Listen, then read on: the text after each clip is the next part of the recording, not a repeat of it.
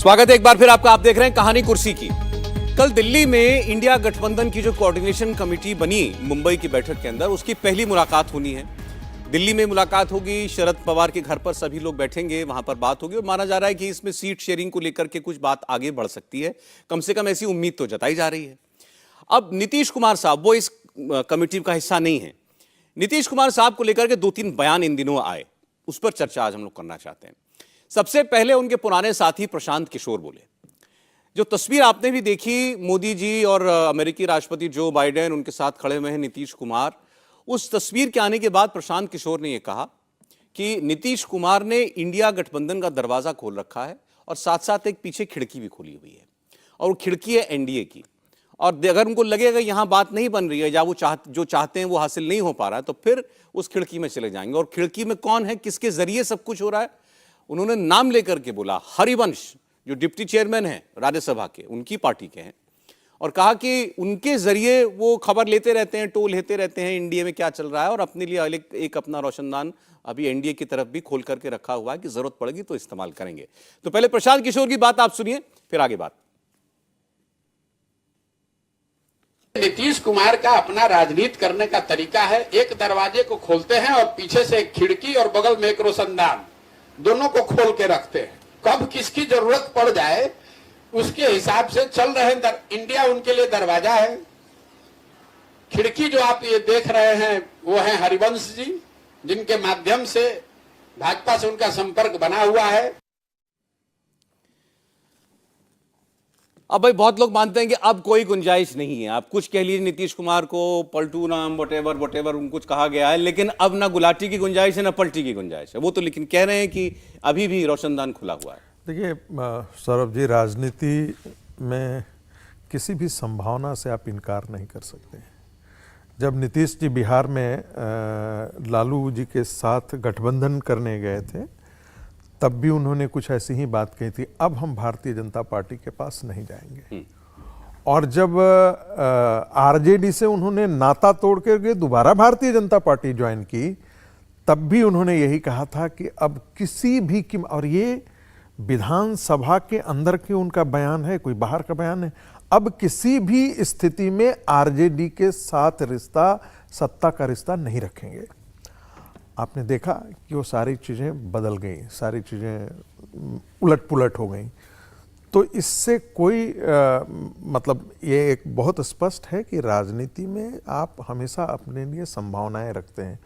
कोई सत्यवादी होने के लिए, विचारनिष्ठ होने के लिए, देश के बारे में बहुत उमंग और उत्साह, देश के लिए बहुत, जैसे कहते हैं ना, तन समर्पित, मन समर्पित और यह जीवन समर्पित, चाहता हूँ देश की धरती तुम्हें कोई और दूँ। अब वो नरेंद्र मोदी जैसी वो कोई वैचारिक अधिष्ठान से साथ जुड़े हुए भी व्यक्ति नहीं है। समाजवाद को उन्होंने बहुत पहले ही तिलांजलि दे दी है। तो ऐसी स्थिति में नीतीश जी कल क्या करेंगे इसका कोई नहीं। लेकिन जहाँ तक भारतीय जनता पार्टी का जानता हूँ या जो बातचीत करने से पता लगा है, अमित शाह जी ने एनडीए का दरवाज़ा उनके लिए बंद कर रखा है, और उनकी बेचैनी यही इसी बात के लिए है कि वो भारतीय जनता पार्टी को मान करके चलते थे कि मैं कुछ भी करूं, मैं जब चाहूंगा मेरी वापसी हो जाएगी, मेरी वापसी हो जाए, क्योंकि भारतीय जनता पार्टी के पास कोई नेतृत्व नहीं है। इसका विकल्प भारतीय जनता पार्टी ने किया कि उनको लगा कि जो कुशवाहा वोट है और कुर्मी वोट है, कुर्मी वोट वहाँ पर 4% के आसपास है, कुशवाहा 6 से 7% का। तो ये जो 11% की राजनीति जो करते थे नीतीश जी, उसमें से उन्होंने कुशवाहा से निकाल करके एक अध्यक्ष बना दिया। भारतीय जनता पार्टी ने सोचा कि उसको हम खत्म कर देते हैं। यही ये जो चाल भारतीय जनता पार्टी की रही, वो नीतीश की कमर तोड़ने के लिए काफी है। देखिए इसमें पहली बात तो ये कि क्या नीतीश कुमार ऐसा चाह रहे हैं क्या? जो बात प्रशांत किशोर कह रहे हैं वो भी उनके पुराने साथी रहे, हालांकि आजकल उनकी जड़ खोदने का ही काम करते हैं, वो वहां नहीं आता जो भी निकाल रहे हैं। तो इसलिए वो जो कुछ कह रहे हैं उसको थोड़ा सा, जैसे कहते हैं ना, take it with a pinch of salt, वैसे लेना चाहिए। लेकिन नीतीश कुमार की कोई इच्छा हो कि मैं बैकबोन खोल के रखूं। प्रशांत किशोर पर एक टिप्पणी कर दूं। प्रशांत किशोर जो है, उनको कह सकते हैं वो एक प्रोफेशनल है, और प्रोफेशन था उनका पार्टियों को जिताना, उसके लिए वो पैसा अच्छा खासा ऐंठते थे। पॉलिटिकल कंसल्टेंसी देने के एवज में पैसा लेते हैं। अब वो उनको लगा कि हम कुछ नया भारतीय जनता बिहार की राजनीति में विकल्प के तौर पे, तो वो अरविंद केजरीवाल बनने की फिराक में हैं, इसलिए गांव की गलियों गलियों में घूम रहे हैं।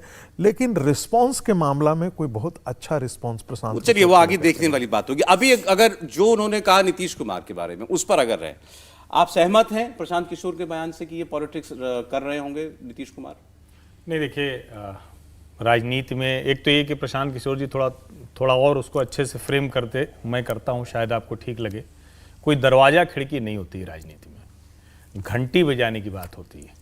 कोई खिड़की से कोई नहीं जाता है, सबके दरवाजे हैं। नेताजी आए, दरवाजे पर घंटी बजाएंगे तो दो चीज़ है, एक तो ये कि आप मेहमान के लिए बैठे हुए हैं, कि दरवाज़ा खोल के बैठे हुए हैं, वो घंटी बजाने में नहीं पाया, आपने अंदर बुलाया, सब नाश्ता पानी दुरुस्त है। दूसरा क्या है कि आप किसी के लिए दरवाज़ा बंद कर देते हैं, लेकिन क्या कर सोच के बंद कर रहे हैं कि वो आए, थोड़ी देर प्रतीक्षा करे, घंटी बजाकर खड़ा रहे तो खोल देंगे। तो राजनीति यूं चलती है। तो अभी जो इस वक्त की स्थिति है, वो घंटी बजा के इंतजार करने की मुद्रा में नीतीश जी आ गए हैं क्या? अगर आ गए होंगे तो दरवाजा खुल जाएगा। और अगर एक समय में लगने लगा, बात तो वही हो गई कि जब नीतीश जी चाहेंगे नहीं, वो बात नहीं है। मैं उसको फर्क समझाता हूं। मैंने बताया ना कि अब उनके लिए कोई प्रतीक्षा में बैठा नहीं है, सब अपने अपने काम में लगे हैं। घंटी बजाएंगे तो बड़ा टाइम लग जाएगा, कोई कुरियर तय होकर नहीं आने वाला है। अब असली समस्या यह है कि क्या नीतीश कुमार को यह लगने लगा है कि इस विपक्षी गठजोड़ ने पिछले कुछ समय में अपने बयानों से, अपनी हरकतों से, और सबसे अधिक श्रीमान राहुल गांधी जी के नेतृत्व की वजह से इतनी गहरी खाई कर लेगी कि अब उबर नहीं पाएंगे, तो नीतीश जी पलट सकते हैं। अगर उनको उम्मीद दिख गई कि नहीं अभी तो मामला कुछ बन सकता है, तो हो सकता है पलटने में टाइम लगाएं। ये असली आधार है। और आप ध्यान से देखिए, सिर्फ G20 की मीटिंग के चित्रों पर मत जाइए। नीतीश जी मुंबई की बैठक के बाद उनके बयान खोजिए, उन्होंने जो कहा हो वो खोजिए। वो अब क्या फिर से हेलीकॉप्टर लेकर घूम रहे हैं क्या देश भर में? ऐसा कोई बयान याद कराइए। संकट में है। सहमत हूं। और खासकर जो आपका दूसरा पॉइंट है कि राहुल गांधी को लेकर के जो कुछ हवा बनाई जा रही है इंडिया अलायंस के अंदर, और खास करके बना कौन रहा है सबसे ज्यादा? लालू यादव कहते हैं आप चिंता मत कीजिए, हम सब लोग मिलकर के राहुल जी को आगे बढ़ाएंगे। उन्होंने वहां प्रेस कॉन्फ्रेंस में बोला देखिए हम राहुल जी को आगे बढ़ाएंगे। देखिए दूल्हा वो बनाने के लिए तैयार है। देखिए हमने इस पर एक बार पहले भी डिबेट हम लोग यहाँ पर किए हैं।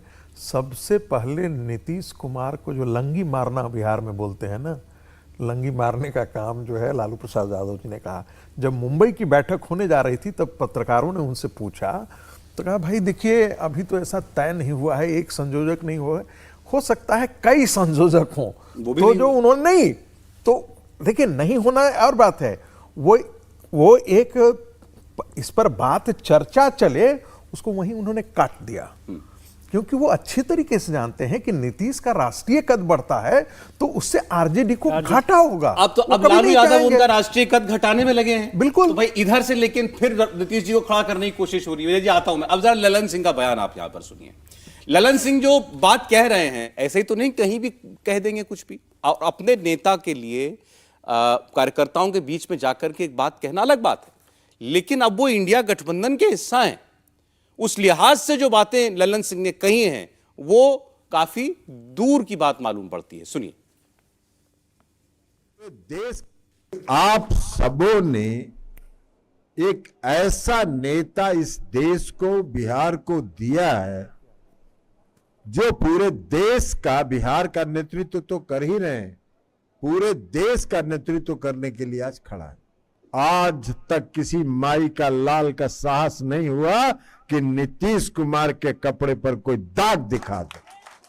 पूरी ईमानदारी से नीतीश कुमार जी ने सेवा किया। तो ललन सिंह जी कह रहे हैं देश का नेतृत्व करेंगे नीतीश कुमार। नहीं तो आप ललन सिंह जी से क्या उम्मीद करते हैं कि वो नीतीश कुमार के अलावा किसी और के लिए कहें कि वो देश का नेतृत्व करें? नीतीश कुमार जी बार बार कह रहे हैं मैं नेतृत्व नहीं करना चाहता हूं। ठीक है, लेकिन ये उनकी भी तो नौकरी है ना। आप ललन सिंह जी को भी तो देखिए कि उनके लिए भी तो जरूरी है कि ये बात वो बार बार कहते रहे। देखिए दो तीन चीजें हैं इसमें। प्रशांत जी की बात हुई तो प्रशांत जी की बात को जैसे आपने कहा ना पिंच ऑफ सॉल्ट के साथ लेना चाहिए, उसको वर्बेटम नहीं लेना चाहिए कि उन्होंने कह दिया कि खिड़की है दरवाजा, और दरवाजा खिड़की को तो खिड़की का नाम भी बताया है हरिवंश जी। हाँ, लेकिन हरिवंश जी पर मैं जिक्र कर सकता हूँ थोड़ा सा, मतलब यदि उसको प्रिविलेज ना माना जाए क्योंकि वो अभी डिप्टी चेयरमैन हैं वहाँ पर राज्यसभा में। लेकिन यदि आप पॉलिटिकल सिस्टम देखें, जब नीतीश कुमार ने यानी जेडीयू ने भारतीय जनता पार्टी का साथ छोड़ दिया तो पॉलिटिक्स क्या कहती है, पॉलिटिक्स की मॉरलिटी क्या कहती है कि हरिवंश जी को भी वो जो पद था उपसभापति का छोड़ देना चाहिए। ठीक है, एक कदम ये होता कि हरिवंश जी छोड़ देते। दूसरा कदम ये होता कि नीतीश कुमार आपने नहीं छोड़ा तो नीतीश कुमार जी या ललन सिंह जी उनको निकाल देते पार्टी से। लेकिन इन दोनों में से कोई बात नहीं हुई, तो इसका मतलब कोई एक वाया मीडिया रखा गया ना, एक समझ रखी गई, एक अंडरस्टैंडिंग रखी गई कि हाँ आप बैठे रहिए कोई बात नहीं, ये बात हो सकती है। G20 की मीटिंग को मैं कर्टसी मीटिंग समझता हूँ, उससे बहुत ज़्यादा लेना देना नहीं लगता कि ठीक है वो हालांकि अधीर रंजन को वो भी नहीं दिखे थे, वो ममता जी पर तो नाराज हो गए, लेकिन नीतीश कुमार और हेमंत सोरेन पर ये तो सरफेस वाली बात है, तो मैं आपसे पूछता भी नहीं हूं, तो अंदर की बात पूछ रहा हूं आपसे। नहीं, लेकिन भारतीय जनता पार्टी वाकई नीतीश जी ने कोई घर वापसी के लिए कुछ छोड़ा हुआ है क्या? नहीं, मुझे नहीं लगता कि कोई छोड़ा हुआ है। और भारतीय जनता पार्टी मतलब गेम ऑफ पॉसिबिलिटीज की बात को तो छोड़ दें क्योंकि वो तो हमेशा बनी रहती है, लेकिन भारतीय जनता पार्टी ने अभी दरवाजे को थोड़ा ठीक से बंद कर रखा है और वो घंटी बजाने से भी फिलहाल खुलता हुआ नहीं दिख रहा मुझे। कम से कम 2024 के चुनाव से पहले नीतीश कुमार जी के लिए भारतीय जनता पार्टी दरवाजा खोल रही हो, बल्कि उन्होंने ऐसा इंतजाम कर दिया है विजय जी 2024 के बाद तो संभावनाएं कह सकते हैं हम यहाँ, अभी तो हम लोग संभावनाओं पे बात भी कर रहे हैं जी। 2024 के बाद तो संभावनाएं रह ही नहीं जाती। अभी इसी की बात कर सकते हैं ना, 2024 तक तो भारतीय जनता पार्टी ने दरवाजा ठीक से बंद किया। और कई बार होता है ना, आप घर में जाते हैं तो दरवाजा बंद करके ऐसा जाते हैं कि अब बंद कर दें, अब कोई नहीं आएगा, अब किसी को नहीं आना, अब अंदर आराम से बैठ के अपने जो लोग हैं उनके साथ बात करें। तो भारतीय जनता पार्टी की मुझे जो जहां तक समझ है इतनी बात है कि अभी नीतीश कुमार जी के लिए घंटी बजने पर भी दरवाजा खुलने वाला नहीं है। हाँ, लेकिन अगर खुलना होगा तो 24 से पहले खुलेगा, 24 के बाद तो फिर अब 24 के बाद तो क्या होगा क्या नहीं होगा, इसकी जरूरत भी होगी कि नहीं होगी, ये तो बहुत सारी बातें होती है ना। ठीक बात है, ठीक। चलिए, बिहार की हमने बात की, एक बार यूपी की बात और आपसे करना चाहते हैं। घोसी के उपचुनाव को लेकर खूब चर्चा हुई और अखिलेश यादव की पार्टी जीती और बड़ी जीत है उनके लिए, क्योंकि इस सीट पर उपचुनाव का प्रचार इतना ज्यादा हुआ था। लेकिन इस जीत का नायक कौन है? इस जीत के असल नायक क्या शिवपाल यादव हैं? तो शिवपाल यादव साहब खुलकर अब इंटरव्यू भी दे रहे हैं, बात भी कर रहे हैं, और शिवपाल यादव जी एक ऐसा लग रहा है कि एक बार फिर अपनी पार्टी के लिए एक लाइमलाइट में निकल करके सामने आए। वो ये भी कह रहे हैं कि बीजेपी वालों ने जितने लोगों को लगाया था चुनाव जिताने के लिए, वो तो हमारे लिए ही प्रचार कर रहे थे। खासकर नाम लेकर के उन्होंने कहा कि ये ओपी राजभर हों, संजय निषाद हों, ये जो सहयोगी हैं बीजेपी के, ये तो हमारे लिए कैंपेन कर रहे थे। जितना ये लोग आते थे घोसी के अंदर, उतना हमारा वोट जो है वो बढ़ता जाता था। तो शिवपाल यादव की थोड़ी सी बात आप सुनिए, फिर शिवपाल फैक्टर क्या वाकई इतना बड़ा मुद्दा रहा है इस चुनाव में, इस पर हम बात करेंगे। क्यों नहीं बन पाएंगे? मालिक वो लोग हैं, विरोधी पार्टी वाले मालिक हैं। ओम प्रकाश राजभर और दारा हैं और उधर संजय निषाद हैं। ये तो देखिए अभी इस चुनाव में तो एक तरह से ये तो समाजवादी पार्टी के लिए तो प्रचारक के रूप में थे, ये तो उस तरीके से। तब भी देखिए राजभर के समाज के वोट हमको मिला है, दारा चौहान थे तो चौहान भी वोट मिला है, हमें सभी वर्गों के लोगों को ने वोट किया। तो ये देखिए भारतीय जनता पार्टी के लिए अपशगुन थे सबके सब, तो इनकी वजह से तो वोट और हमारा बढ़ा। अब ये जिनको अपशगुन बता रहे हैं, वो ओम प्रकाश राजभर हो या और कोई दारा सिंह चौहान जी हो, वो उनकी बात समय का, मैंने तुम्हें आपको उनका बयान सुना था, उनकी चिंता अभी फिलहाल ये है कि अरे भाई हमारा मंत्री का क्या होगा, क्योंकि मंत्री बनना था ओम प्रकाश राजभर को भी। अब जीत जाते तो कोई बात ही नहीं थी, फिर तो सारा क्रेडिट उनका था। अब हार गए और बता रहे हैं इस बात से नाराज भी हैं कि भाई हार की जिम्मेदारी हमारी कैसे?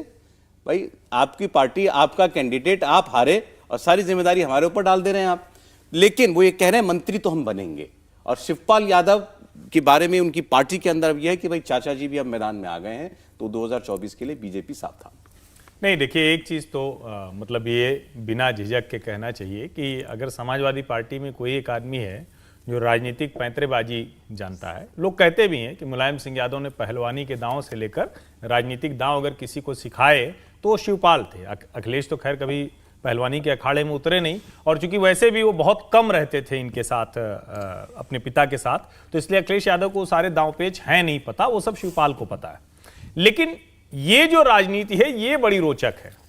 देखिए, शिवपाल को लेकर जो काम, और मैं भी निजी तौर पर जानता हूं कि शिवपाल यादव एक समय में भारतीय जनता पार्टी में रास्ता खोज रहे थे, जब अखिलेश यादव बहुत ज्यादा नाराज थे उनसे, लेकिन रास्ता कोई सम्मानजनक मिल नहीं रहा था उस तरह का।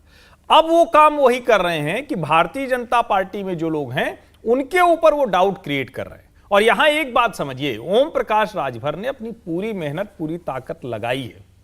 बड़बोले हैं, कुछ भी बोलते हैं, 30 सेकंड बाद क्या बोलेंगे उसको जस्टिफाई करते हैं, लेकिन यह सच है कि चुनाव अगर हारने का दोष जाएगा तो वो दारा सिंह चौहान के ऊपर ज्यादा जाना चाहिए, क्योंकि उन्हीं की सीट थी, वो जीते हुए विधायक थे और इधर आए।